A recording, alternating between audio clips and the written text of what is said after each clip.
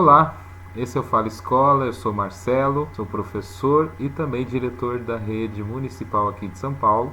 E esse vídeo de hoje vai tratar um pouquinho das dúvidas que os pais trazem no cotidiano da escola, das preocupações, das indagações, das dúvidas e recorrentes queixas, muitas vezes por desconhecimento. Estamos vivendo um retorno das aulas presenciais com o avanço do sistema vacinal. As crianças estão retornando às unidades educacionais com muitas demandas. A gente avalia, enquanto profissional de educação, que essas demandas não são muito diferentes do que a gente já observava antes da pandemia. Então há um contexto social a considerar, um contexto social, econômico e das políticas públicas que infelizmente aponta, no trabalho aqui da educação pública, são essenciais para a garantia de direitos, para a garantia de uma qualidade social do papel da escola, do papel da educação e dos profissionais de educação, sobretudo. Hoje vou falar um pouquinho da educação infantil.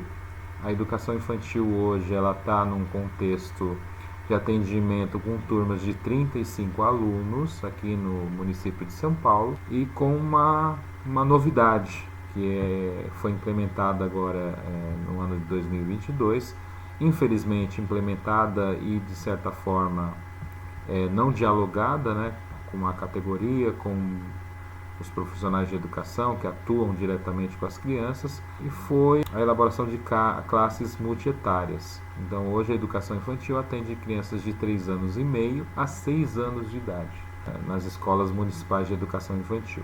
As escolas que atendem de 0 a 3 anos são centros educacionais infantis. Então, quando a criança completa 3 anos, ela pode pleitear, vai pleitear uma vaga para a Escola Municipal de Educação Infantil, que é na sequência, e aí já é garantia, como direito básico, está lá na Lei de Diretrizes e Bases, como garantia da educação básica, que a criança tem esse atendimento a partir dos 4 anos de idade. Mas muitas vezes essas crianças estão na fase ali de completar os 4 anos, então a matrícula é efetivada com 3 anos e meio, 3 anos e 7 meses, alguma coisa assim. Então é importante que vocês conheçam, cada município do Brasil ele atua dentro dessa política pública, ele atua na condução das vagas, na distribuição das vagas na sua rede, e cada município vai, de certa forma, organizar. Eu vou falar especificamente aqui de São Paulo, que é onde eu atuo.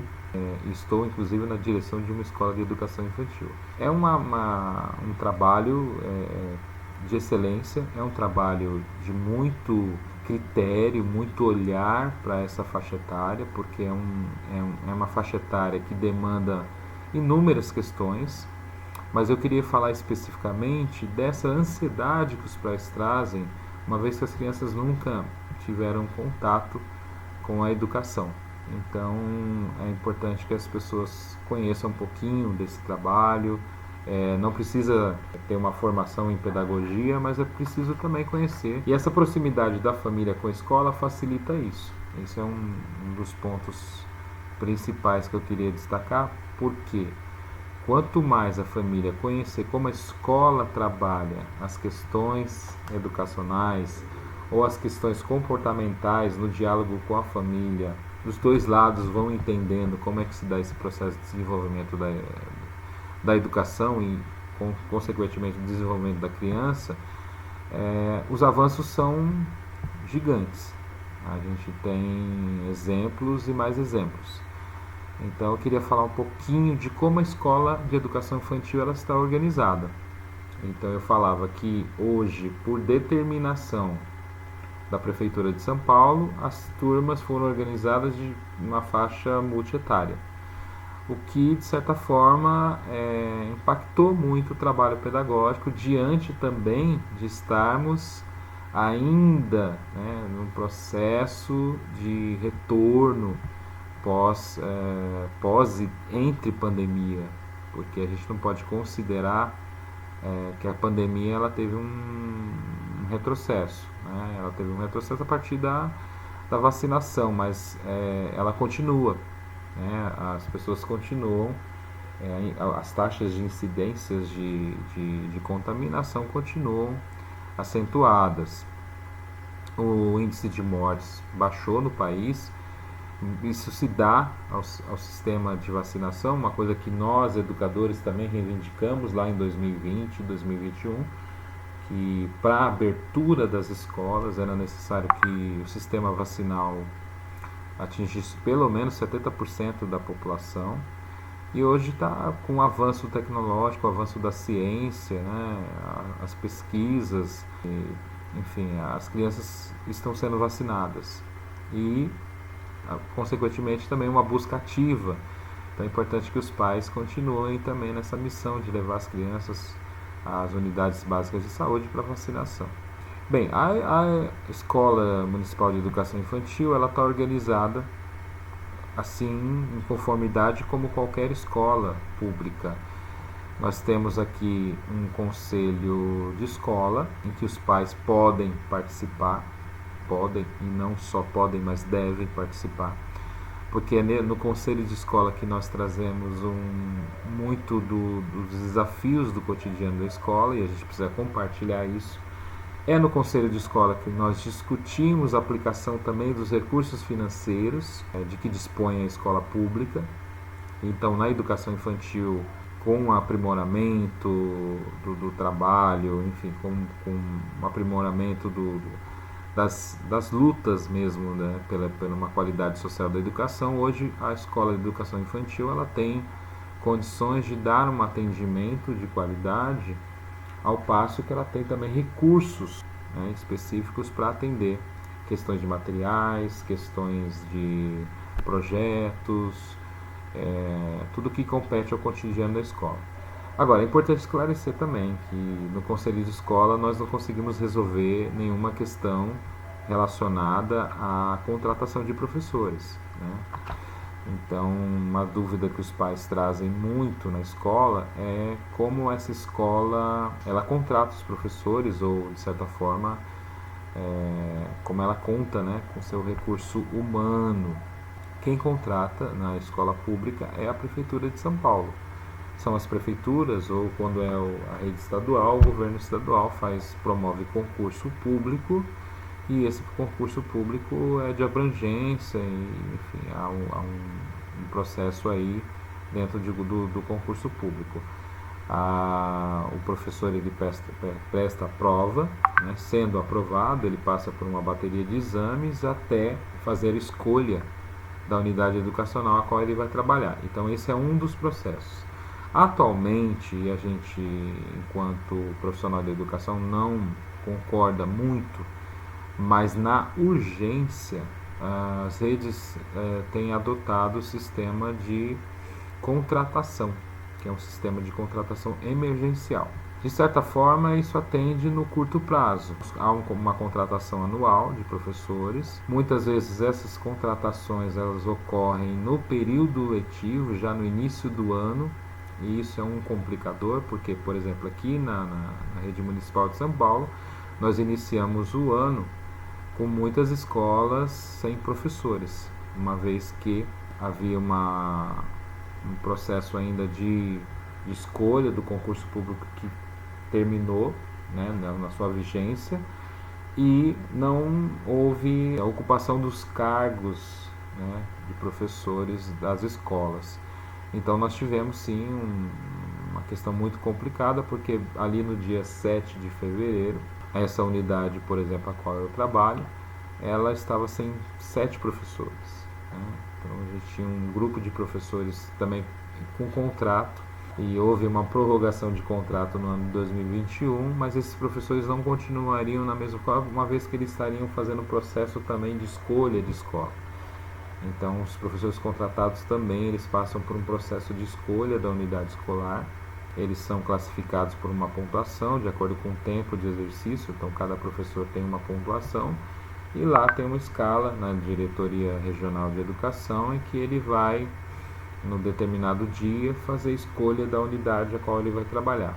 Por que nós falamos que isso é um complicador dentro de todo esse processo, né, educacional? porque, veja bem, dia 7 de fevereiro é início do ano letivo para todas as escolas. Pelo menos no calendário escolar desse ano ocorreu dessa forma. Então não houve um planejamento da Secretaria Municipal de Educação, uma vez que as escolas estão iniciando o atendimento com as famílias e as crianças. É necessário que essa contratação, mesmo a prorrogação de contrato e a contratação ou a escolha das escolas às quais os professores vão trabalhar, e já é uma reivindicação antiga da categoria dos profissionais de educação, de que essa escolha ocorra no final do ano, para que no ano seguinte as escolas tenham uma situação melhor de atendimento e possa não perder tempo, porque tempo, espaço e dedicação tem um custo muito alto. Então, principalmente no período de organização em que se discute o planejamento para o ano letivo. Então, muitas vezes eu, como diretor de escola, que estou conduzindo esse trabalho na escola, é um desafio muito grande, porque eu tenho um grupo de professores que eu atendo em uma semana antes do início do ano letivo para fazer o planejamento, e na semana seguinte eu tenho menos 10 professores ou professores novos que estão chegando para compor quadro de aulas e classes vagas. Esse é um contexto que a gente precisa falar de educação. Quando a gente fala de educação infantil, fala da questão da importância que tem uma escola de educação infantil, a gente não pode deixar de também que a política pública ela seja uma política pública efetiva e favoreça com que a escola desenvolva o seu trabalho. Então eu não posso começar o ano letivo sem professor, ou não posso iniciar o ano letivo fazendo uma semana de planejamento com um grupo de professores e na semana seguinte eu ter outro grupo de professores que não conhecem essa realidade da escola, que não tiveram contato, enfim, estão chegando. E é esse processo todo, seria muito mais fácil corrigir fazendo o processo de escolha, seja da contratação ou do próprio concurso público, ao final do ano. Ali mais ou menos de outubro até dezembro, porque aí você tem uma situação melhor para iniciar o ano letivo da rede pública de educação. Esse é um dos aspectos. Eu falava aqui do conselho de escola, falei sobre os professores, o processo de escolha. As famílias ficam, de certa forma, revoltadas e com razão, é direito de todos a reivindicação. Estamos num Estado democrático de direitos, então muitas vezes o diretor de escola ele é questionado, por que num dia nós temos uma professora, no outro dia tem outra. E é complicado você explicar isso para a comunidade escolar que não conhece, né? Então essa dimensão do ensino público, que é ligado também a organização da Prefeitura de São Paulo e de todos os estados, a gente queria esclarecer para vocês que a gente trabalha a partir de uma legislação, que é a Lei de Diretrizes e Bases, que é lá de 1996. Então, lá na Lei de Diretrizes e Bases, está estabelecendo que os sistemas de educação, sistemas educacionais, tanto do município, da rede estadual, devem se organizar. Então, essa organização é competência, sim, do município de São Paulo e de qualquer município. Então, ela precisa se organizar. E existe uma dotação orçamentária para isso. Nós não temos problema no Brasil de verba, de dinheiro na educação. É uma arrecadação muito grande de impostos. E é importante que a comunidade escolar conheça isso.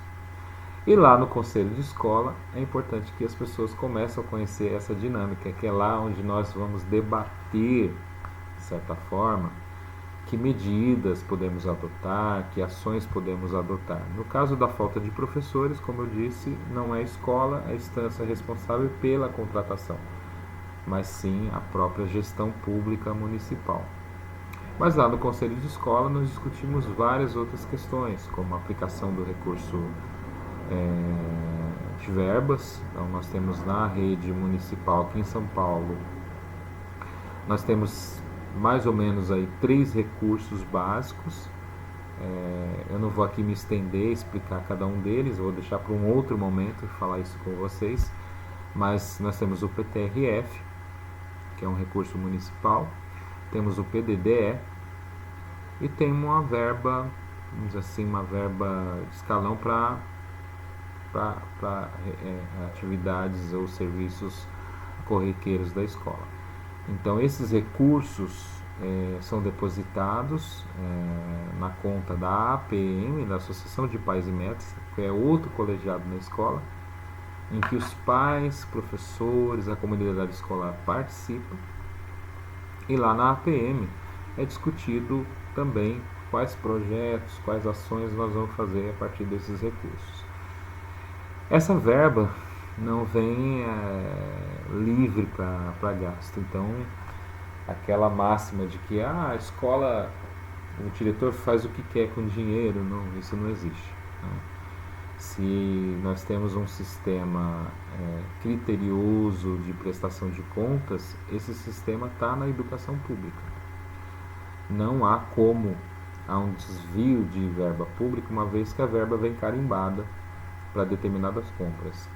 Então, para eu comprar um livro, por exemplo, eu tenho que verificar se esse livro já não foi comprado pela própria Secretaria de Educação.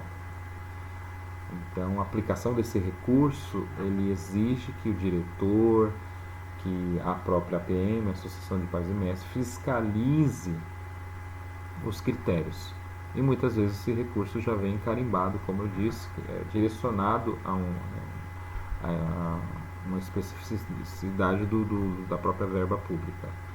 Então, é um outro ponto que é importante que os pais conheçam: a aplicação de recurso, o que a escola tem disponível,